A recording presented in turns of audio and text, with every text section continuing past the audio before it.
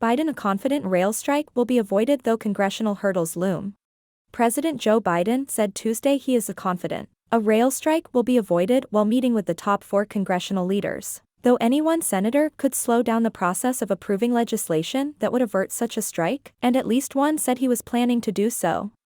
I asked the 4 top leaders in Congress to ask whether they'd be willing to come in and talk about what we're gonna do between now and Christmas in terms of legislation, and there's a lot to do, including resolving the train strike, Biden said while meeting with House Speaker Nancy Pelosi, Senate Majority Leader Chuck Schumer, House Minority Leader Kevin McCarthy, and Senate Minority Leader Mitch McConnell.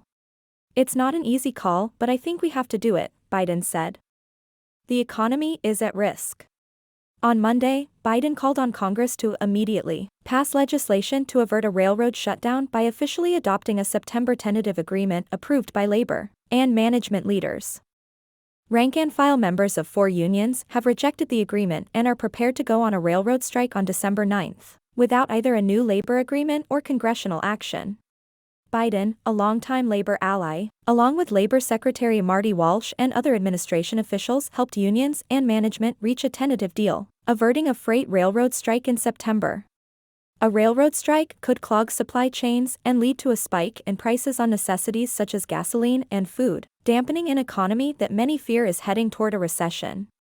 It could also cost the U.S. economy $1 billion in its first week alone, according to an analysis from the Anderson Economic Group. Michael Baldwin, president of the Brotherhood of Railroad Signalmen, one of the 4 unions whose members voted no on the deal, said Tuesday that Biden has let the union and its members down. We're trying to address an issue here of sick time. It's very important, Michael Baldwin, the president of the Brotherhood of Railroad Signalmen, told CNN's Jim Sciutto on Newsroom. This action prevents us from reaching the end of our process. It takes away the strength and the abilities that we have to force bargaining, or force the railroads into a situation to actually do the right thing. Pelosi said Tuesday the chamber could vote as soon as Wednesday on legislation to adopt the September tentative agreement and avert a possible rail strike. Once passed, Senate action could occur later this week or next, several Senate sources have told CNN.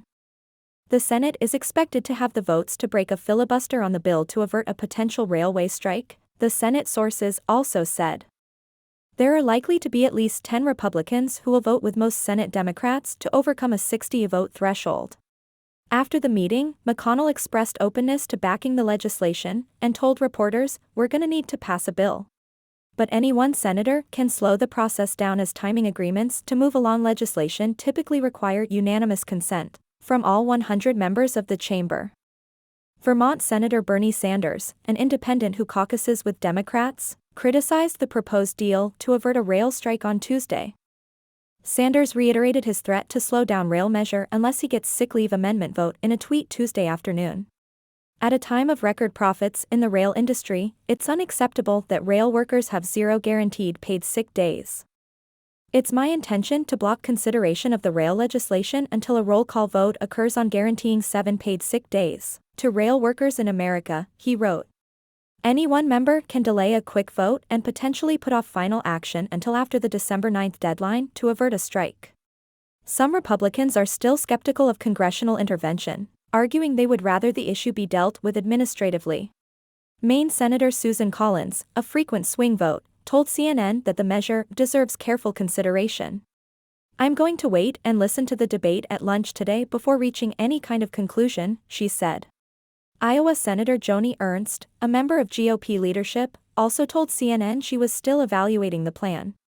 CNN's Morgan Rimmer, Chris Isidore, Donald Judd, Ollie Zaslav, Ted Barrett and Paul LeBlanc contributed to this report.